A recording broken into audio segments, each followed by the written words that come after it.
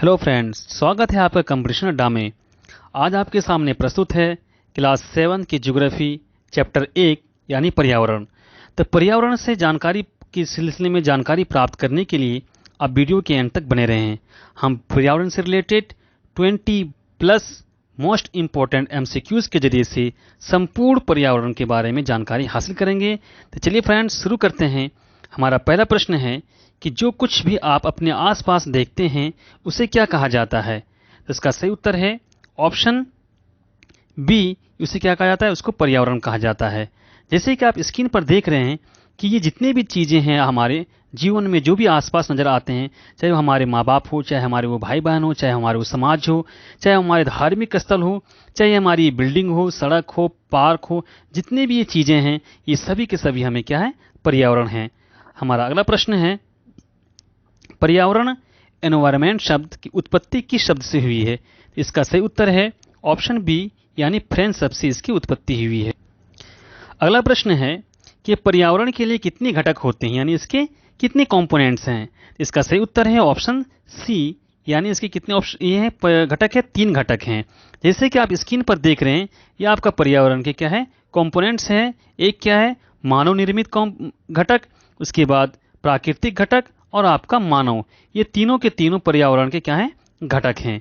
हम चलते हैं अपने अगले प्रश्न की तरफ। हमारा अगला प्रश्न है कि पर्यावरण से हमें क्या मिलता है? ऑप्शन ए भोजन, बी जल, या सी हवा, या डी उपरोक्त सभी। तो इसका सही उत्तर है ऑप्शन डी, यानी उपरोक्त सभी हमें मिलता है हमारे पर्यावरण से। हमारा अगला प्रश्न है कि निम्न में से कौन प्राकृतिक पर्यावरण के देन नहीं है? इसका सही उत्तर है ऑप्शन ए, यानी आपका बांध यानी डैम जो है ये प्राकृतिक पर्यावरण का देन नहीं है। प्राकृतिक पर्यावरण जो हमें प्राकृतिक से मिलती है, जैसे जल है, हवा है, ये प्राकृतिक से मिलता है, ये नेचुरल है।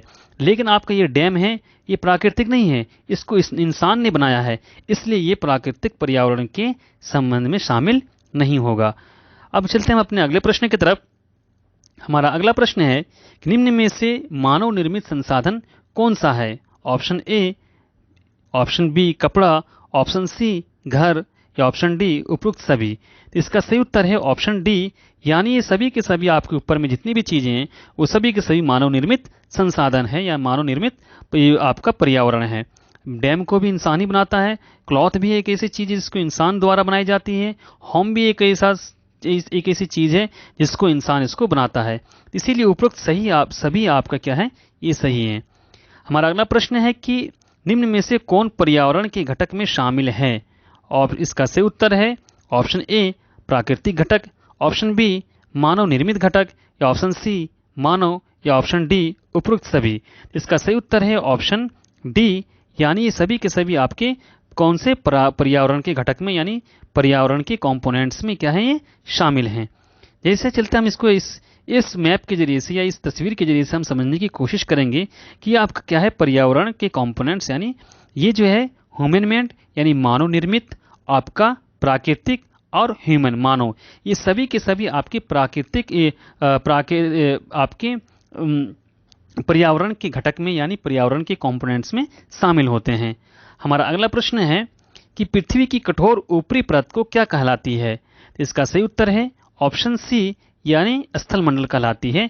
लिथोस्फीयर कहा जाता है इसको, पृथ्वी के ऊपरी परत को, ऊपरी कठोर परत को कहा जाता है। हमारा अगला प्रश्न है कि पृथ्वी पर जीवन का संभव बनाने वाले कारक कौन से हैं?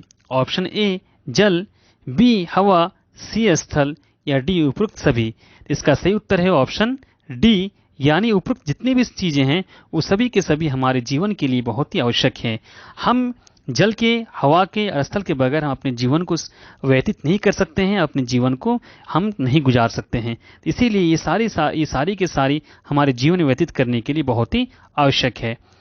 अब चलते हैं अपने अगले प्रश्न की तरफ। हमारा अगला प्रश्न है कि वायुमंडल हमारे लिए किस प्रकार आवश्यक है?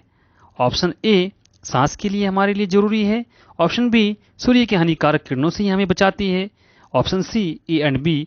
इसका सही उत्तर है ऑप्शन सी, यानी ई एंड बी। हमारा वायुमंडल एक इस तरीके से है कि इससे हम सांस भी लेते हैं और इसकी ये वायुमंडल हमें सूर्य की हानिकारक जो किरणें होती हैं, जो नुकसानदेह किरणें होती हैं, उससे भी ये हमें बचाता है।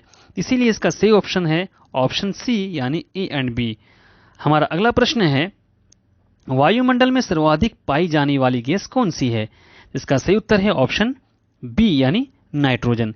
जैसे कि आप स्क्रीन पर देख रहे हैं कि आपका हरा कलर का क्या है, आपका नाइट्रोजन है, यानी 78% नाइट्रोजन है और 21% आपका ऑक्सीजन है और सिर्फ 1% जो है आपके अदर गैसेस पाई जाती है। तो इसका सही उत्तर है ऑप्शन बी यानी नाइट्रोजन सबसे ज़्यादा गैस आपके वायुमंडल में है।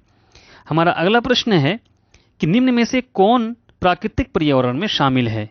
इसमें से कौन से शामिल है? ऑप्शन ए जीवी, ऑप्शन बी अजीवी या option C A and B. इसका सही उत्तर है ऑप्शन सी यानी ए एंड बी। ये दोनों के देने आपके प्राकृतिक पर्यावरण में शामिल है। ये कैसे? जीव यानी जिसमें आपकी जान वाली चीज है वही प्राकृतिक पर्यावरण में शामिल है। अजीव जिसमें आपकी जान नहीं है यानी नॉन लिविंग, जैसे आपका जल है, इसमें कोई जान नहीं पाई जाती है, वायु में भी कोई जान नहीं है, स्थल में भी, लेकिन इसमें ये चीजें भी आपके प्राकृतिक पर्यावरण में शामिल होते हैं। हमारा अगला प्रश्न है पृथ्वी के चारों ओर फैली डॉट डॉट की पतली परत को डॉट डॉट कहते हैं, क्या कहते हैं? इसका सही उत्तर है ऑप्शन ए यानी वायु एंड वायुमंडल कहा जाता है। यानी पृथ्वी के चारों ओर फैली वायु की पतली परत को वायुमंडल कहते हैं। तो इस तरीके से भी आपके क्वेश्चंस आ सकते हैं, तो इसको भी आप लोग अपना दिमाग में रखें। हमारा अगला प्रश्न है कि मौसम एवं जलवायु में परिवर्तन का मुख्य कारण है, मुख्य कारण क्या है? इसका सही उत्तर है ऑप्शन ए यानी वायुमंडल। हम आपके इसमें मौसम में और जलवायु में अगर कोई परिवर्तन होता है तो इसका मुख्य कारण अगर उसका मेन कोई चीज़ है तो वो है आपका वायुमंडल में परिवर्तन। जब वायुमंडल में कोई चीज़ परिवर्तन होती है तभी आपका मौसम और जलवायु में परिवर्तन आता है। हमारा अगला प्रश्न है कि पृथ्वी का वो संकीर्ण क्षेत्र जहां स्थल, जल एवं वायु मिलकर जीवन को संभव बनाते हैं क्या कहलाता है?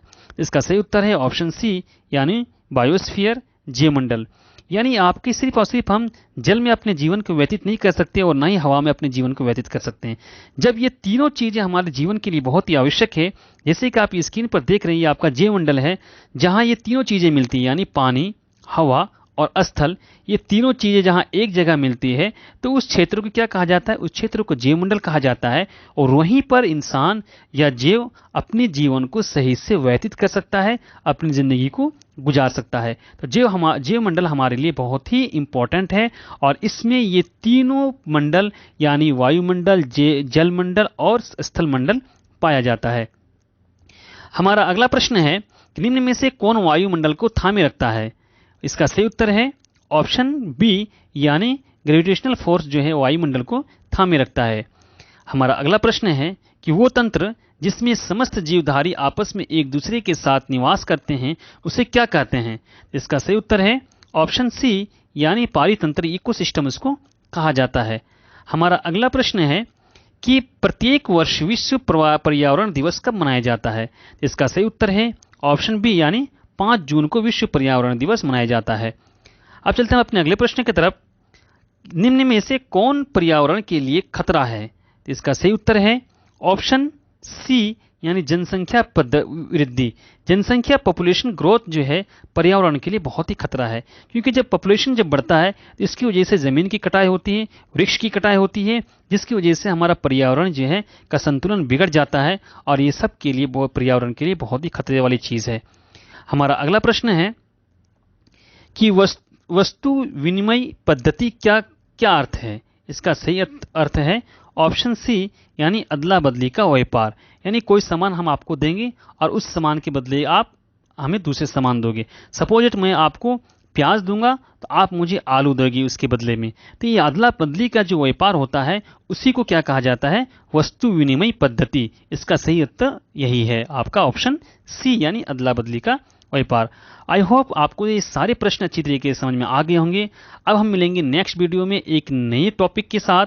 जब तक के लिए साथियों, जय हिंद, जय भारत,